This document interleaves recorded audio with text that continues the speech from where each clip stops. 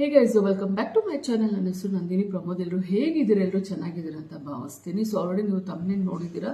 So guys, ಈ ಒಂದು video ಒಂದು ಕಂಪ್ಲೀಟ್ ಅವೇರ್ನೆಸ್ ಆಗಿರುತ್ತೆ. ಯಾರೆಲ್ಲ ಗಂಡು ಮಕ್ಕಳು ನೋಡ್ತೀರಾ, ದಯವಿಟ್ಟು ನಿಮ್ಮ ಮನೆ ಹೆಣ್ಮಕ್ಳಿಗೆ ಈ ವಿಡಿಯೋನ ನೀವು ಶೇರ್ ಮಾಡಿ. ಮತ್ತೆ ಯಾರೆಲ್ಲ ಹೆಣ್ಮಕ್ಳು ನೋಡ್ತಾ ಇದ್ದೀರೋ ಗೈಸ್, ಪ್ಲೀಸ್ ನಿಮ್ಮ ಫ್ರೆಂಡ್ಸ್ಗೆ, ಫ್ಯಾಮಿಲಿ ಮೆಂಬರ್ಸ್ಗೆ, ಅಕ್ಕಪಕ್ಕ ಮನೆಯವರಿಗೆ ಆದಷ್ಟು ಶೇರ್ ಮಾಡಿ.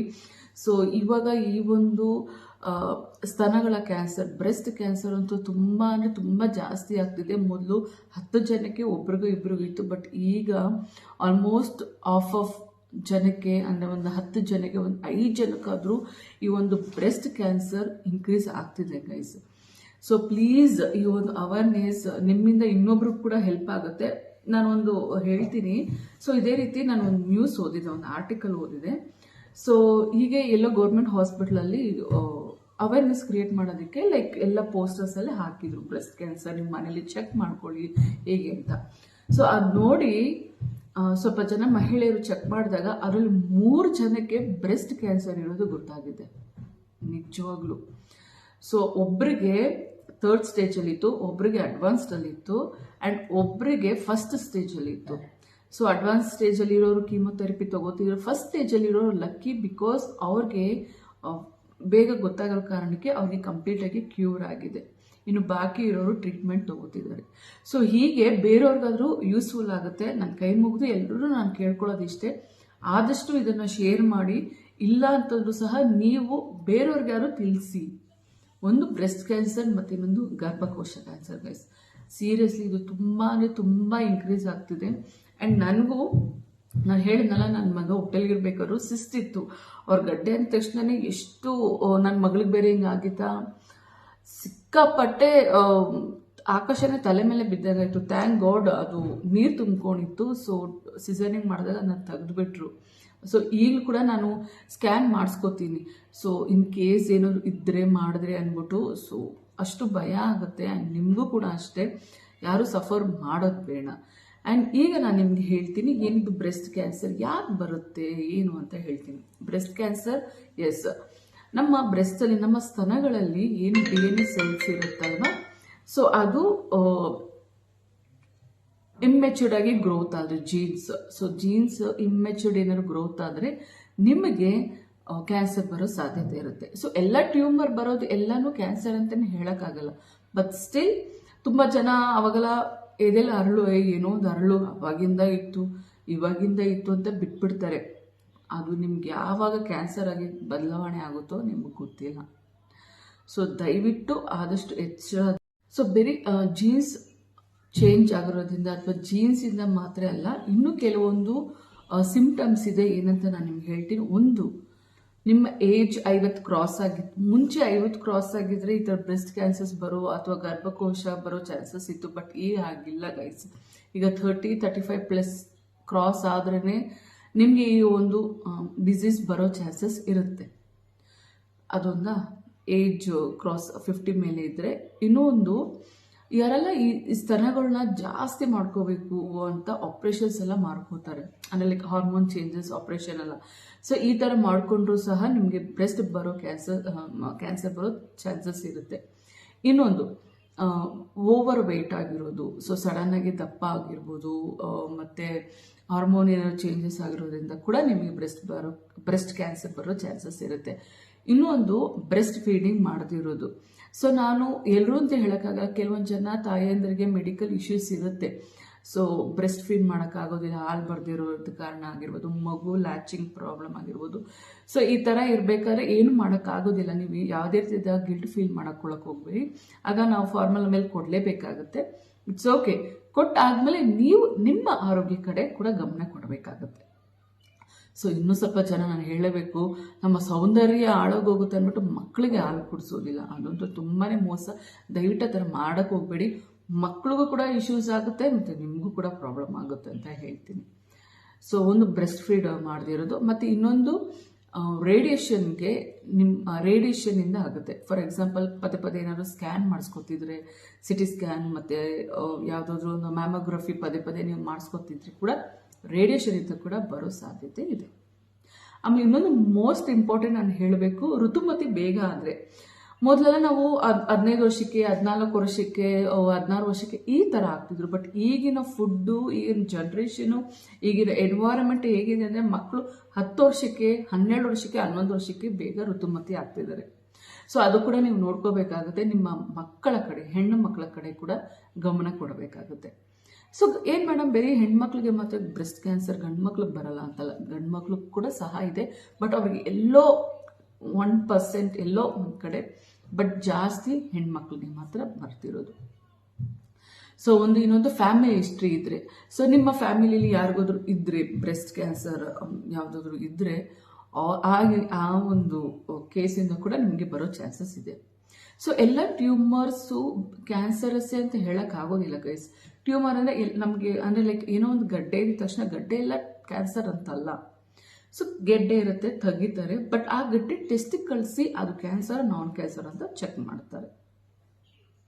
ಸೊ ಗೈಸ್, ಈಗ ನಿಮ್ಮ ನೆಕ್ಸ್ಟ್ ಕ್ವೆಶನ್ ಏನಂತ ನನಗೆ ಗೊತ್ತು, ನಂದಿನಿ ಮತ್ತು ಇವಾಗ ಏನು ಮಾಡೋದು ಅಂತ ನೀವು ಕೇಳ್ಬೋದು. ಎಸ್, ಸೊ ಈಗ ಏನು ಮಾಡ್ಬೋದು ಅಂದರೆ, ಮೊದಲಿಗೆ ಹೀಟ್ ಹೆಲ್ತಿ. ಸೊ ನೀವು ಹಣ್ಣು ತರಕಾರಿನ ಚೆನ್ನಾಗಿ ಊಟ ಮಾಡಿ, ಮತ್ತು ಎಕ್ಸಸೈಸ್ ಮಾಡಿ, ಡಯೆಟ್ ಮಾಡಿ, ಆ್ಯಂಡ್ ಓವರ್ ಊಟ ಏನೋ ತಿನ್ನೋಕೆ ಹೋಗಬೇಡಿ.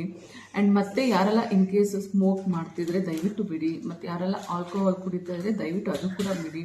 ಆ್ಯಂಡ್ ನೆಕ್ಸ್ಟು ಟೊಬ್ಯಾಕೋ, ಅನ್ಸ್ ಏನೋ ಇದೆಯಲ್ಲ, ಅದೆಲ್ಲ ಯಾರು ತಿಂತಾ ಇದ್ದೀರೋ ಅದನ್ನೆಲ್ಲ ದಯವಿಟ್ಟು ಬಿಟ್ಬಿಡಿ. ಸೊ ಇಷ್ಟೆಲ್ಲ ಬಿಟ್ಟು ನಿಮ್ಮ ಒಂದು ಹೊಸ ಲೈಫ್ ಸ್ಟೈಲ್ಗೆ ನೀವು ಎಂಟರ್ ಆಗಿ. ನಾನು ಹೇಳ್ಬೋದು ಈಸಿ ಅಂತ ಮೇಡಮ್, ನಮ್ಮ ದೊಡ್ಡ ಫ್ಯಾಮಿಲಿ ಹಾಗೆ ಹೀಗೆ ಅಂತ, ಬಟ್ ಗೈಸ್ ನಿಮ್ಮ ಆರೋಗ್ಯ ಮುಖ್ಯ, ಯಾರು ಬರೋದಿಲ್ಲ. ಸೊ ಬರೀ ಅವ್ರಿಗೆ ಏನಾದರೂ ಹುಷಾರಿಲ್ದಾಗ ನಮ್ಮದನ್ನು ಎಕ್ಸ್ಪೆಕ್ಟ್ ಮಾಡ್ತಾರೆ ಹೊರತು, ನಮಗೆ ಏನಾದ್ರು ಹುಷಾರಿಲ್ದಾಗ ಯಾರು ಬಂದು ನಿಮ್ಮನ್ನ ನೋಡ್ಕೊಳ್ಳೋದಿಲ್ಲ. ಸೊ ನಿಮ್ಮ ಹೆಲ್ತು ತುಂಬಾ ಮುಖ್ಯ. ನಾನು ಕಣ್ಣಾರೆ ಎಲ್ಲ ನೋಡಿ ಬಂದಿರೋ ಕಾರಣಕ್ಕೋಸ್ಕರ ನಾನು ನಿಮಗೆ ಹೇಳ್ತಾ ಇರೋದು. ಸೊ ದಯವಿಟ್ಟು ನಿಮ್ಮ ಹೆಲ್ತ್ ಕಡೆ ನೀವು ಗಮನ ಕೊಡಿ ಅಂತ ನಾನು ಕೇಳ್ಕೊತೀನಿ. ಆ್ಯಂಡ್ ಇದು ಬಿಟ್ಟರೆ ನಾನು ಒಂದು ಕೆಲವೊಂದು ಟಿಪ್ಸ್ ಕೊಡ್ತೀನಿ, ಸೆಲ್ಫ್ ಎಕ್ಸಾಮಿನ್ ಮಾಡ್ಕೊಳ್ಳೋದು ಹೇಗೆ ಅಂತ ನಾನು ನಿಮಗೆ ತಿಳಿಸ್ಕೊಡ್ತೀನಿ. ಸೊ ಫಸ್ಟ್, ಸೊ ನೀವು ಮೊದಲಿಗೆ ಮಾಡಬೇಕಾಗಿರೋದು, ಏನೇ ಒಂದು ಬರ್ತ್ ಕಂಟ್ರೋಲ್ ಮಾತ್ರೆ ಏನಾದರೂ ತೊಗೋತಿದ್ರೆ ದಯವಿಟ್ಟು ನಿಲ್ಲಿಸ್ಬಿಡಿ ಗೈಸ್.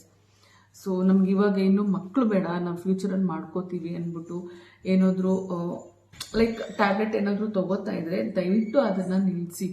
ಸೊ ಈಗ 1 tablet okay, 2 tablets okay, but ನೀವು ತಿಂಗಳು ಲೈಕ್ ಈ ಥರ ಟ್ಯಾಬ್ಲೆಟ್ ತೊಗೋತಿದ್ರೆ ತುಂಬಾ ಹೈ ರಿಸ್ಕ್ ಇದೆ ಬ್ರೆಸ್ಟ್ ಕ್ಯಾನ್ಸರ್ ಬರೋದು, ಮತ್ತು ಗರ್ಭಕೋಶ ಚೀಲಕ್ಕೂ ಕೂಡ ತುಂಬಾ ಅಪಾಯ ಇದೆ. ಸೊ ದಯವಿಟ್ಟು ಅದನ್ನು ಬಿಟ್ಟು ಬೇರೆ ಏನಾದರೂ ಆಲ್ಟರ್ನೇಟಿವ್ ವೇವ್ಸ್ ಇದ್ದರೆ ಚೆಕ್ ಮಾಡ್ಕೊಳ್ಳಿ. ಆ್ಯಂಡ್ ಇನ್ನೊಂದು ನಾನು ನಿಮಗೆ ಟಿಪ್ ಹೇಳ್ತೀನಿ. ಸೊ ಮೊದಲಿಗೆ ನೀವು ಕನ್ನಡಿ ಮುಂದೆ ನಿಂತ್ಕೊಳ್ಳಿ. ಕನ್ನಡಿ ಮುಂದೆ ನಿಂತು ನಿಮ್ಮ ಬ್ರೆಸ್ಟ್ ಸೈಜ್ನ ನೀವು ನೋಡ್ಕೊಳ್ಳಿ ಗೈಸ್. ಸೊ ಲೆಫ್ಟು ರೈಟು ಎರಡು ಕೂಡ ಸಮ ಆಗಿರಬೇಕಾಗತ್ತೆ. ಸೊ ಎಲ್ಲೋ ಕೇಳಿದೆ, ರೈಟ್ ಸೈಡ್ ಬ್ರೆಸ್ಟ್ ಸ್ವಲ್ಪ ದೊಡ್ಡದು, ಅದು ಹ್ಯೂಮನ್ ಬೀಯಿಂಗ್ ಹೆಣ್ಮಕ್ಳಿಗಾಗಲ್ಲ, normal, but still huge difference ಇದ್ರೆ ದಯವಿಟ್ಟು ಅದನ್ನು ನೀವು ನೋಡ್ಕೊಳ್ಳಿ. ಅದು ನೀವು ನೋಡ್ಕೊಳ್ಳೇಬೇಕು. ಆ್ಯಂಡ್ ಇದು ಆದಮೇಲೆ ಇನ್ನೊಂದು, ನೀವು ಪೀರಿಯಡ್ಸ್ ಆಗಿ ಒಂದು ವಾರ, ಒಂದು 5 ದಿವಸದಲ್ಲಿ ಸೊ ಸ್ನಾನ ಮಾಡಬೇಕಾದ್ರೆ ಅಥವಾ ಏನೋ ಒಂದು ಮಾಡಬೇಕಾದ್ರೆ ನೀವು ಜೆಂಟಲಿ ಮೆಸೇಜ್ ಮಾಡ್ಕೊಳ್ಳಿ. ಫಾರ್ ಎಕ್ಸಾಂಪಲ್ ನಾನು ನಿಮಗೆ ತೋರಿಸ್ತೀನಿ ಈ ಗೊಂಬೆ. ಸೊ ನನ್ನ ಹತ್ರ ಬೇರೆ ಗೊಂಬೆ ಇಲ್ಲ, ಇದು ನನ್ನ ಮಗಳದು, ಎಲ್ಲ ಕಿತ್ತುಬಿಟ್ಟಿದ್ದಾನೆ, I am so sorry. So gently massage ಮಾಡ್ಕೊಳ್ಳಿ. ಫಾರ್ ಎಕ್ಸಾಂಪಲ್ ಇದು ನಿಮ್ಮ ಬ್ರೆಸ್ಟ್ ಅಂತ ಅಂದ್ಕೊಂಡ್ರೆ, ಸೊ ಬ್ರೆಸ್ಟಿಂದ ಕಾಲರ್ ಬೋನ್ ಇಲ್ಲಿಂದ ಮೇಲೆ ಮತ್ತು ಇಲ್ಲಿ ಕೆಳಗಡೆ ಮತ್ತು ಕಂಕ್ಲಲ್ಲಿ, ಸೊ ಇಷ್ಟು ಕಂಕ್ಲು ಇಲ್ಲಿವರೆಗೂ, ಆ್ಯಂಡ್ ಇದು ಇಲ್ಲಿ. ಸೊ 3 ಟಿಪ್ ನೀವು 3 ಫಿಂಗರ್ ತಗೊಂಡು ಸೊ ಮೇಲೆ, ಸೊ ಲೈಕ್ ಇಲ್ಲಿ ಜೆಂಟಲಿ ಇಲ್ಲಿ ಪ್ರೆಸ್ ಮಾಡಬೇಕಾಗುತ್ತೆ. ಸೊ ಇಲ್ಲಿ ಪ್ರೆಸ್ ಮಾಡಿದಾಗ ನಿಮ್ಗೇನಾದ್ರು ಗಂಟು ಸಿಕ್ಕೋದಾಗಿರ್ಬೋದು ಅಥವಾ ಏನಾದ್ರು ನೋವು ಆಗ್ತಿದ್ಯಾ ಅಂತ ಅಂದಾಗ ಅದಾಗುತ್ತಾ ಇಲ್ವಂತ ನೀವು ಚೆಕ್ ಮಾಡ್ಕೋಬೇಕಾಗುತ್ತೆ. ಸೊ ಇಲ್ಲಾಗಿರ್ಬೋದು ಮತ್ತು ಇಲ್ಲಿ ಕಂಕ್ಲು ಸೈಡಲ್ಲಿ ಕೂಡ ಅಷ್ಟೇ ಪೂರ್ತಿ ಹೀಗೆ ಚೆಕ್ ಮಾಡಬೇಕಾಗತ್ತೆ. ಬರೀ ಮೇಲೆ ನೀವು ಚೆಕ್ ಮಾಡಿದ್ರೆ ಯೂಸ್ ಆಗೋದಿಲ್ಲ. ಸೊ ಮೇಲೆ ಫುಲ್ಲು ನಿಮ್ಮ ಸ್ತನ ಸುತ್ತ ನೀವು ಹಿಂಗೆ ಜೆಂಟಲಿ ಪ್ರೆಸ್ ಮಾಡಿ ಚೆಕ್ ಮಾಡಬೇಕಾಗುತ್ತೆ. Just 3 fingers. ಸೊ ನಿಮ್ಗೇನಾದ್ರು ಪೇಯ್ನ್ ಇದೆ, ಡಿಸ್ಚಾರ್ಜ್ ಇದೆ, ಆ ನಿಪ್ಪಲಲ್ಲಿ ನಿಮ್ಗೇನಾದರೂ ಡಿಸ್ಚಾರ್ಜ್ ಆಗ್ತಿದ್ರೆ, ನಿಪ್ಪಲ್ ಏನಾದ್ರು ನಿಮಗೆ ಪೇಯ್ನ್ ಆಗ್ತಿದ್ರೆ ಅಥವಾ ಏನಾದ್ರು ಗಂಟಿದ್ರೆ ಅಥವಾ ಏನಾದ್ರು ಗಡ್ಡೆ ಥರ ಏನಾದ್ರು ನಿಮಗೆ ಸಿಕ್ತಿದ್ರೆ ನೀಟಾಗಿ ನೀವು ಪ್ರೆಸ್ ಮಾಡಿ ನಿಧಾನಕ್ಕೆ ನೀವು ಅಬ್ಸರ್ವ್ ಮಾಡಬೇಕಾಗುತ್ತೆ ಗೈಸ್. ಇಲ್ಲ ಅಂತ ಅಂದರೆ ನೀವು ಒಂದ್ಸಲ ಬಿಡು ಇವತ್ತೇನೋ ಇರಲಿಲ್ಲ, ಇವತ್ತೇನೋ ಸಿಕ್ಕಲಿಲ್ಲ, ಆಮೇಲೆ ಮುಂದಕ್ಕೂ ಎಲ್ಲ ಸುಳ್ಳು ಅದಲ್ಲ ಅಂತ ಅಂದ್ಕೊಳ್ಳೋದು ಭಾರಿ ತಪ್ಪಾಗುತ್ತೆ. ಸೊ ದಯವಿಟ್ಟು ಸುತ್ತ ಈ ಥರ ಪ್ರೆಸ್ ಮಾಡಿ ಜೆಂಟಲಿ ನೀವು ನೋಡ್ಕೋಬೇಕಾಗತ್ತೆ. ಸೊ ನಿಪ್ಪಲ್ ಡಿಸ್ಚಾರ್ಜ್ ಏನಾದ್ರು ಇದ್ರೂ ಕೂಡ ಅದು ಕೂಡ ನೀವು ನೋಡ್ಕೋಬೇಕಾಗತ್ತೆ. ಆ್ಯಂಡ್ ಫುಲ್ಲು ಕಂಕ್ಲು ಕೆಳಗಡೆ ಎಲ್ಲಿವರೆಗೂ ನಿಮ್ಮ ಆ ಬ್ರೆಸ್ಟ್ ಇದೆಯೋ ಅಲ್ಲೆಲ್ಲ ಕಂಪ್ಲೀಟಾಗಿ ಟೆಸ್ಟ್ ಮಾಡಿ, ಜೆಂಟಲ್ ಸ್ವಲ್ಪ ಪ್ರೆಸ್ ಮಾಡಿ ಟೆಸ್ಟ್ ಮಾಡ್ಕೊಳ್ಳಿ.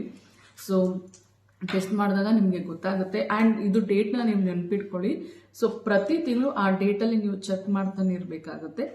ಸೊ ಯಾಕೆ ಸುಮ್ಮನೆ ನಾಳೆ ದಿವಸ ದೊಡ್ಡ ಪ್ರಾಬ್ಲಮ್ ಆಗೋಕ್ಕಿಂತ ಚಿಕ್ಕದಿಂದ ನಮಗೆ ಏನಾದ್ರು ಗೊತ್ತಾದರೆ ಬೆಸ್ಟ್ ಅಂತ ನನ್ನ ಪ್ರಕಾರ, ನನ್ನ ಅನಿಸಿಕೆ. ಸೊ ಬ್ರೆಸ್ಟ್ ಸೈಜ್ ನೋಡ್ಕೊಳ್ಳಿ. ಆ್ಯಂಡ್ ನಿಪ್ಪಲ್ ಏನಾದರೂ ನಿಮಗೆ ಬ್ಲಡ್ ಬರೋದಾಗಲಿ ಅಥವಾ ಪಸ್ತರ ಏನಾದ್ರು ಬರೋದಾಗಲಿ ಅಥವಾ ಪೇನ್ ಇರೋದಾಗಲಿ ಅಥವಾ ಚಿಕ್ಕ ಅರಳಿರಲಿ ಗಂಟಿರಲಿ ಏನೇ ಇರಲಿ ಕೂಡ ಗೈಸ್ ಒಂದ್ಸಲ ಡಾಕ್ಟರ್ ಹತ್ರ ನೀವು ಹೋಗಿ ಮಾತಾಡಲೇಬೇಕಾಗತ್ತೆ. ಸೊ ಇಷ್ಟೆಲ್ಲ ಮಾಡಿ ನಿಮ್ಗೆ ಏನಾದ್ರು ಗೊತ್ತಾಗಲಿಲ್ಲ ಅಂದರೆ ಡಾಕ್ಟರ್ ಹತ್ರ ಮಾತಾಡಿ ಮ್ಯಾಮೋಗ್ರಫಿ ಅಂತ ಮಾಡ್ತಾರೆ. ಸೊ 40 ವರ್ಷ 35 ವರ್ಷ ಆದಮೇಲೆ ಈ ಒಂದು ಮ್ಯಾಮೋಗ್ರಫಿ ಮಾಡ್ಕೊಳ್ಳಿ. ಸೊ ಅಲ್ಲಿವರೆಗೂ ನೀವು ಮನೇಲಿ ನೀವು ಸೆಲ್ಫ್ ಎಕ್ಸಾಮಿನ್ ಮಾಡ್ಕೊಳ್ಳಿ. ಸೊ ತುಂಬಾ ಒಳ್ಳೆಯದು. ದಯವಿಟ್ಟು ಆದಷ್ಟು ಬೇರೆ ಹೆಣ್ಮಕ್ಳು ಕೂಡ ಶೇರ್ ಮಾಡಿ. ಸೊ ಇದು ಬಿಟ್ಟರೆ ನಾನು ಹೇಳ್ದಂಗೆ ಲೈಫ್ ಸ್ಟೈಲ್ ನೀವು ಚೇಂಜ್ ಮಾಡ್ಕೊಳ್ಳಿ. ಆ್ಯಂಡ್ ನಿಮ್ಮ ಹೆಣ್ಮಕ್ಳುಗಳು ಯಾರೆಲ್ಲ ಹೆಣ್ಮಗು ಇದೆಯೋ, ಸ್ಕೂಲ್ಗೆ ಹೋಗ್ತಿದ್ದಾರೋ ಕಾಲೇಜ್ಗೆ ಹೋಗ್ತಿದ್ದಾರೋ ಅವರು ಕೂಡ ತಿಳಿಸಿ, ಅವರು ಕೂಡ ಅವ್ರ ಸೆಲ್ಫ್ ಎಕ್ಸಾಮಿನ್ ಮಾಡ್ಕೊಳ್ಳಿ ಅಂತ ನಾನು ಕೇಳ್ಕೊತೀನಿ. ಸೊ ಗೈಸ್, ಇದು ನಿಮಗೆ ಯೂಸ್ಫುಲ್ಲೋ ಇಲ್ವೋ, ಬಟ್ ಬೇರೆಯವ್ರಿಗೆ ಯಾರಿಗಾರು ಯೂಸ್ಫುಲ್ ಆಗುತ್ತೆ, ದಯವಿಟ್ಟು ಶೇರ್ ಮಾಡಿ. ಆ್ಯಂಡ್ ಮತ್ತೆ ನೆಕ್ಸ್ಟ್ ಇನ್ನೊಂದು ನಾನು ಹೇಳಬೇಕು, ನಿಮ್ಗೇನಾದರೂ ಪೇನ್ ಆಗ್ತಿದ್ರೆ ಮತ್ತು ಇಚ್ಚಿಂಗ್ ಆಗ್ತಿದ್ರೆ ಮತ್ತು ಏನಾದರೂ ನೋವು ಥರ ಆಗ್ತಿದ್ರೆ ಅಯ್ಯೋ ಗ್ಯಾಸ್ಟ್ರಿಕ್ ಏನೋ ಅಂತ ಬಿಡೋಕೆ ಹೋಗ್ಬೇಡಿ. ಒಂದ್ಸಲ ಗ್ಯಾಸ್ಟ್ರಿಕ್ ಆಗುತ್ತೆ ಓಕೆ, ಪ್ರತಿ ಸಲ ಆಗ್ತಿದ್ರು ಸಹ ದಯವಿಟ್ಟು ಹೋಗಿ ಡಾಕ್ಟರ್ ಹತ್ರ ನೀವು ತೋರಿಸ್ಕೊಳ್ಳಿ. ಆ್ಯಂಡ್ ಇದು ಒಂದು ಸಿಂಪಲ್ ಟಿಪ್ಸ್ ನಾನು. ಸೊ ಗೈಸ್, ಇನ್ನೊಂದು ನಾನು ನಿಮಗೆ ಟಿಪ್ ಹೇಳ್ತೀನಿ. ಸೊ ನೀವು ಬೆಡ್ ಮೇಲೆ ಸ್ಟ್ರೈಟಾಗಿ ಮಲ್ಕೊಂಡು ಸಹ ನಿಮ್ಮ ಕೈ ಒಂದು ಸ್ಟ್ರೈಟ್ ಮಾಡಿ ಕೂಡ ನಾನು ನಿಮ್ಗೆ ಹೇಳಿದ 3 ಫಿಂಗರ್ ರೋಲ್. ಸೊ ಇದು ಜೆಂಟಲಿ 3 ಫಿಂಗರ್ ಕೂಡ ವೆಯ್ಟ್ ಸ್ವಲ್ಪ ಪ್ರೆಷರ್ ಕೊಟ್ಟು ಕೂಡ ನೀವು ಮಸಾಜ್ ಲೈಕ್ ಇಲ್ಲಿಂದ ಕೆಳಗಡೆ ಆಗಿರ್ಬೋದು ಮತ್ತು ಇಲ್ಲಾಗಿರ್ಬೋದು ಆ್ಯಂಡ್ ಈವನ್ ಕಂಕ್ಲು ಕೆಳಗಡೆ ಕೂಡ ಗೈಸ್ ಅಲ್ಲೂ ಕೂಡ ನೀವು ಚೆಕ್ ಮಾಡ್ಕೋಬೋದು. ಆ್ಯಂಡ್ ನಿಪ್ಪಲ್ ಸುತ್ತ ಆಗಿರ್ಬೋದು ಕೂಡ ನೀವು ಚೆಕ್ ಮಾಡ್ಕೋಬೋದು. ಸ್ವಲ್ಪ ಪ್ರೆಷರ್ ಕೊಟ್ಟು ನೀವು ಮಸಾಜ್ ಟೈಪ್ ಥರ ನೀವು ರೌಂಡಾಗಿ ನೀವು ಮಾಡ್ಕೊಂಡಾಗ ನಿಮಗೇನೋ ಅರಳು ಗಂಟು ಏನಾದ್ರು ಸಿಕ್ಕಿದ್ರೆ ದಯವಿಟ್ಟು ಇಮಿಡಿಯೇಟಾಗಿ ನೀವು ಡಾಕ್ಟರ್ಸ್ನ ಕಾಂಟ್ಯಾಕ್ಟ್ ಮಾಡಿ ಅಂತ ನಾನು ನಿಮಗೆ ಹೇಳ್ತೀನಿ. ಸೊ ಇದು ಇಷ್ಟು ಸೆಲ್ಫ್ ಎಕ್ಸಾಮಿನ್ ಆಗಿತ್ತು. ಸೊ ಮತ್ತೆ ಲೈಕ್ ಇದೆಲ್ಲ ಏನೂ ಆಗಲಿಲ್ಲ ಮೇಡಮ್, ಏನೂ ಸಿಕ್ಕಿಲ್ಲ ಅಂದರೆ ನೀವು ಮ್ಯಾಮೋಗ್ರಫಿ ಮಾಡ್ಕೊಳ್ಳೋದು ಬೆಸ್ಟ್, ಎಸ್ಪೆಷಲಿ 35 ವರ್ಷ ದಾಟಿರೋ ಮಹಿಳೆಯರಿಗೆ. ಆ್ಯಂಡ್ ಇಷ್ಟು ಬ್ರೆಸ್ಟ್ ಕ್ಯಾನ್ಸರ್ನ ನನಗೆ ಗೊತ್ತಿರೋಷ್ಟು ನಾನು ಮಾಹಿತಿ ಕೊಟ್ಟಿದ್ದೀನಿ ಗೈಸ್. ಒಂದು ಡೇಟ್ ನೀವು ಇಟ್ಕೊಂಡು ಪ್ರತಿದಿನ ನೀವು ಪ್ರತಿ ತಿಂಗಳು ಆ ಡೇಟ್ ಚೆಕ್ ಮಾಡಿ. ಆ್ಯಂಡ್ ಇವನ್ ನಿಮ್ಮ ಮಕ್ಕಳಿಗೆ, ಹೆಣ್ಮಕ್ಳಿಗೂ ಕೂಡ ನೀವು ಒಂದು ಚೆಕ್ ಮಾಡಿ ಆ್ಯಂಡ್ ಅವ್ರಿಗೂ ಕೂಡ ಈ ಒಂದು ಅವೇರ್ನೆಸ್ನ ಹೇಳಿ. ಆ್ಯಂಡ್ ನೆಕ್ಸ್ಟು ನಾನು ನಿಮಗೆ ಸರ್ವಿಕಲ್ ಕ್ಯಾನ್ಸರ್ ಅಂದರೆ ಗರ್ಭಕೋಶ ಕ್ಯಾನ್ಸರ್ ಯಾಕೆ ಬರ್ತಿದೆ ಅಂತ ನಾನು ಮುಂದಿನ ವೀಡಿಯೋಸಲ್ಲಿ ನಾನು ನಿಮಗೆ ಅಪ್ಲೋಡ್ ಮಾಡ್ತೀನಿ. ಸೊ ಹೋಪ್ ನಿಮ್ಗೆ ಇದು ಇಷ್ಟ ಆಯಿತು ಅಂತ ಭಾವಿಸ್ತೀನಿ. ಸೊ ಇಷ್ಟ ಆದರೆ ದಯವಿಟ್ಟು ನನ್ನ ಚಾನಲ್ನ ಸಬ್ಸ್ಕ್ರೈಬ್ ಮಾಡಿ, ಲೈಕ್ ಮಾಡಿ, ಶೇರ್ ಮಾಡಿ, ನಿಮ್ಮ ಫ್ರೆಂಡ್ಸು ಫ್ಯಾಮಿಲಿ ಮೆಂಬರ್ಸ್ಗೂ ಶೇರ್ ಮಾಡಿ ಅಂತ ಹೇಳ್ತಾ